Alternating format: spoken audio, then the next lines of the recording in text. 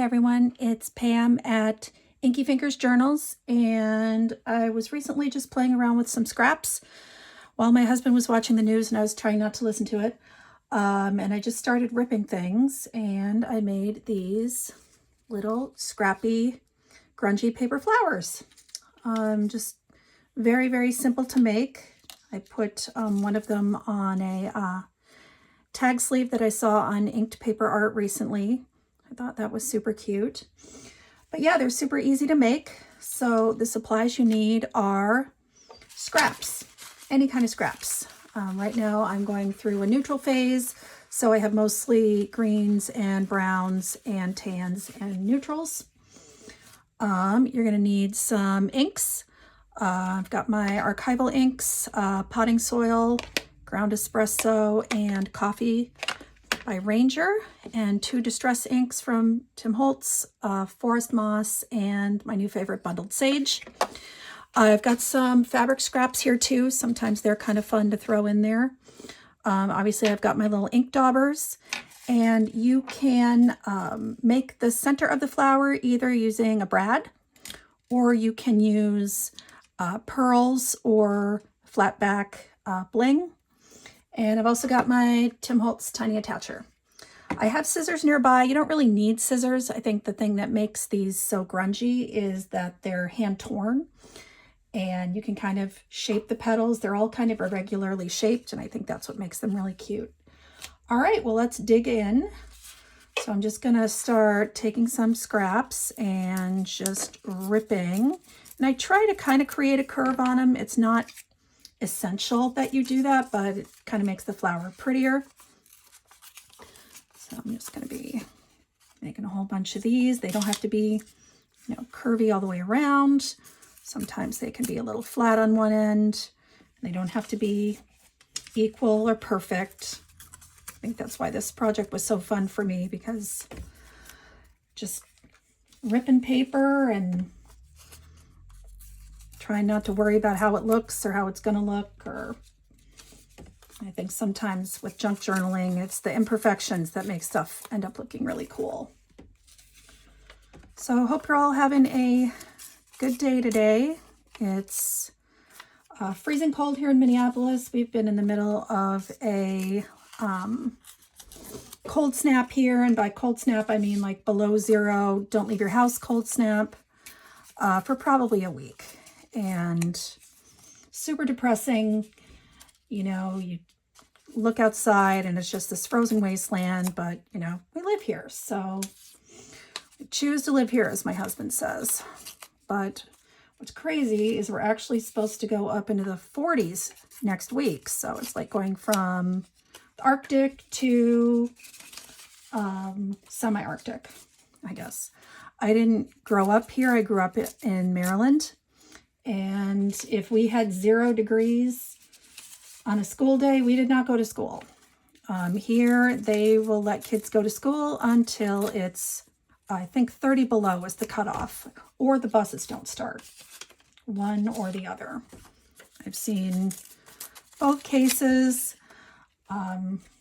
Sometimes they'll try to be proactive and say, oh, 2-hour delay. And then the one day they called and said, hey, the buses didn't start. So everybody had to race home from work to pick up their kids at the aftercare. So kind of, winter is what it is here. We just all try to kind of go with it. Okay, I think I have a fun pile of scraps here to start with. So I'm just going to move all of this out of the area here. And I think I'm just going to start inking. So some of them that are kind of greenish, I think I'm going to, try to go with bundled sage or try to go with forest moss and just kind of keep that green theme here.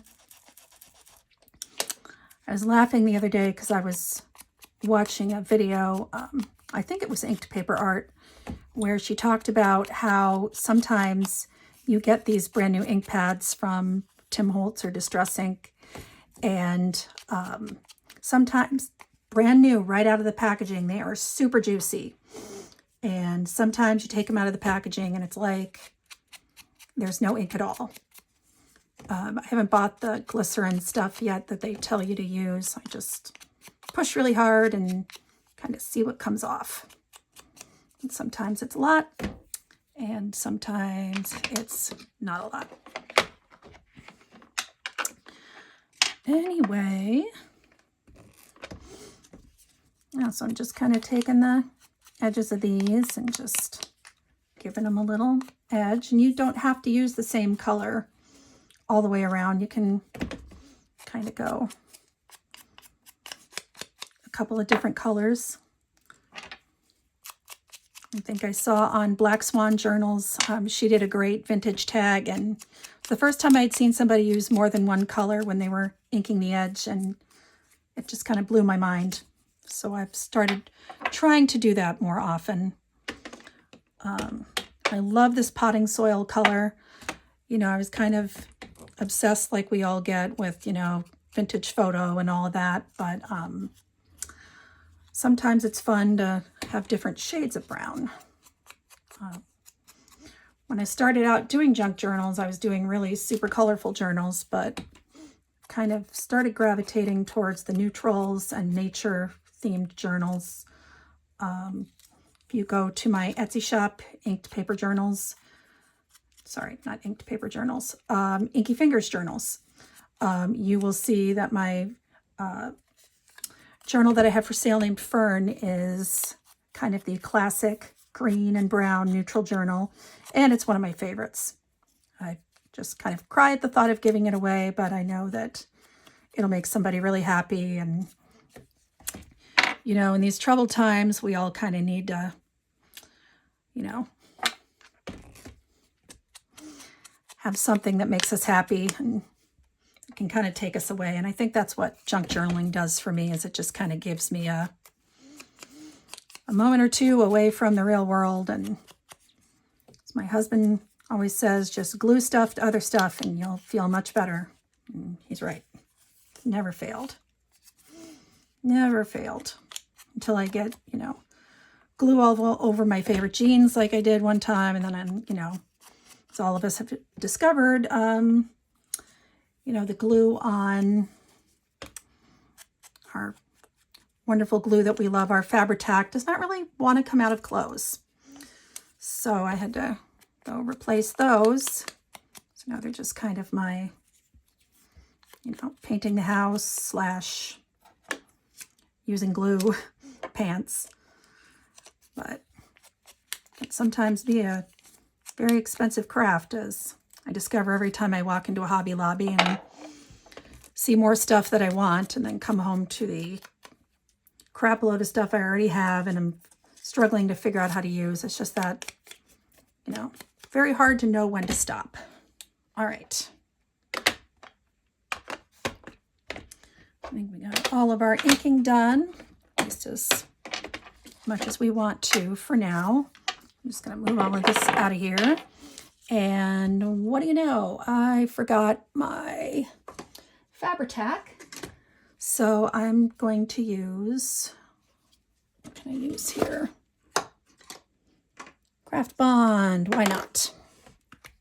A very grungy glue stick. So what I usually try to do is I'll start out by getting a very dry glue stick, as it turns out. There we go. I try to get kind of 4 together in kind of a little semicircle to start it, and kind of see how that goes. I'm just perfect gluing today. It's going great. Oh, it's fine. It's fine. Everything's fine. So yeah, something like this, so you get your basic shape. And then you can just kind of start adding petals, you know, to the outside if you want to. I'm just going to glue this. Please excuse my fingers. They are super grungy, and I have bitten my nails since I was old enough to realize I had nails I could bite. So they have always been super short. I should have brought my glue book in here. I didn't. So yep, you just keep kind of gluing these to the outside, and every once in a while with your mini stapler, you can just give them a crunch. That way, you know, at least some of them are getting held together. So I'm just kind of putting them so that a little piece of you know, each petal sort of sticks out like that.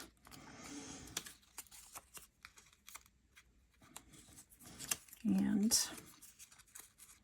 usually I'm a lot better at making the petals different sizes, but I was just kind of grabbing and inking today. It's all right.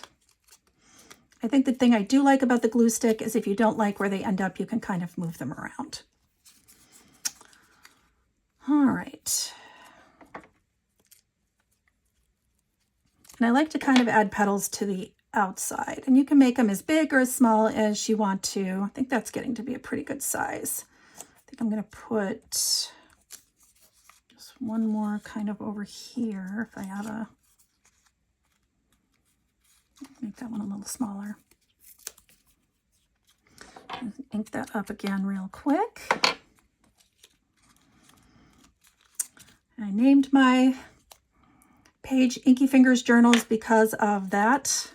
I'm an audiologist, which means I work with patients with hearing loss and hearing aids, and I'm constantly having to scrub my fingers before I go to work because it's hard to get ink out of your fingers, and you're using your hands to show people how to put their hearing aids in, and you know, it's just kind of hard to explain why your fingers are green at the ends, and nobody really wants to hear that. All right, so I forgot another crucial tool. I think I might still have one in here, which is my X-Acto knife. Nope, I am wrong. So we're just going to push really hard. I'm going to take the brad and kind of get it to go right through the center. It's so much easier. There we go. It's so much easier when you use an X-Acto knife to just kind of cut a hole beforehand, because sometimes, you know, stuff doesn't want to stay. And there you go. That's your grungy inked scrappy paper flower. I think I can make one more here with what I've got left. Otherwise I can just grab some more scraps.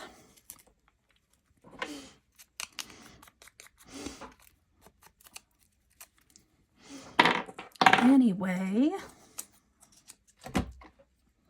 I've been watching many YouTubers for a while, and you guys are awesome. You continue to inspire me all the time. Shout out to Kathleen Maurer at Be Again Books. I love her videos. They're like ASMR for the soul. She just has a very soothing voice and explains everything great. I also love Dragana at Sasibo.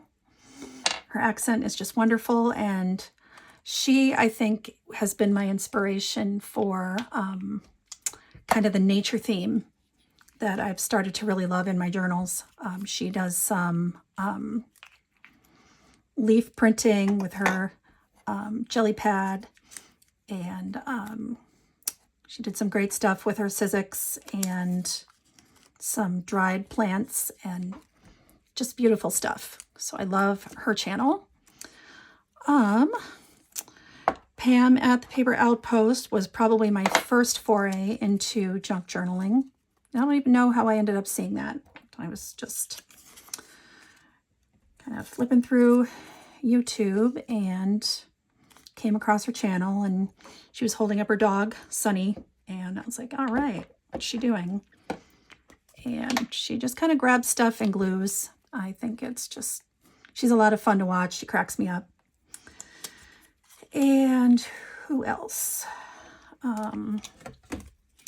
Karen at Black Swan Journals. I don't know that she actually keeps up her site anymore. She was going to work with the design team at Gina Makes It, I think, and had kind of stopped making videos maybe about a year ago. But her videos are great. She does a lot of, like I said, I got my using 1 or 2 color inks around the edge from her. And then inked paper art is probably my new favorite. I took her class recently on painted papers. It's a class that she does on Teachable, I think, and it was awesome. I was in fact using my jelly plate this morning. Very, very therapeutic. I loved it. So I'm just going to give this one more staple here, and I think I'm going to use one of these guys in the middle of this one. So might have to go back in with the Fabri-Tac later on to kind of make that stick, to try to cover up. Oh, my fingers are so sticky right now, it's not really going to stay. Well, maybe we will just go to the good old Brad. One of these kind of copper colored ones. I like that. All right. Hopefully not pushing through my fingers. Oh, this is so much easier than it really is, I promise. My fingers are all sticky from the glue. So that's not helping me. Okay.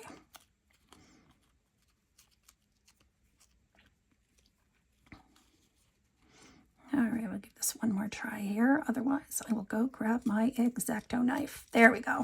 Beautiful. Okay. This one looks a little more crunch than the others, but that's okay. We're not looking for perfection here. All right, I think if I stick one more in the corner there, that will look all right. Yes. Okay. A little more of this crazy glue stick. This is probably my favorite glue stick. I'm more of a Fabri-Tac girl, but if I have to use a glue stick, I'm going to use Elmer's Craft Bond. I was using the Scotch Create glue stick for a while, and then Michaels stopped selling it. Hobby Lobby has never had a super great selection of glue sticks. And the couple that I ordered on Amazon weren't the extra strength Scotch glue sticks. So I'm just sticking with Elmer's Craft Bond for now. It's worked great. All right, so not too much time. It's a good way to get rid of a lot of your scraps.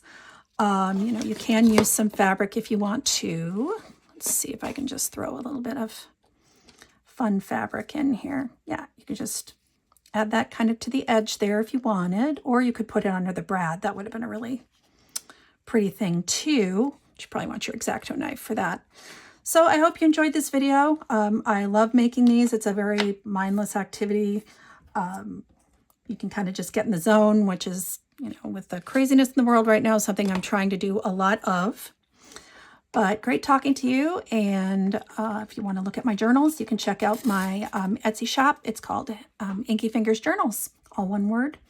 And again, my name is Pam, and thanks for watching.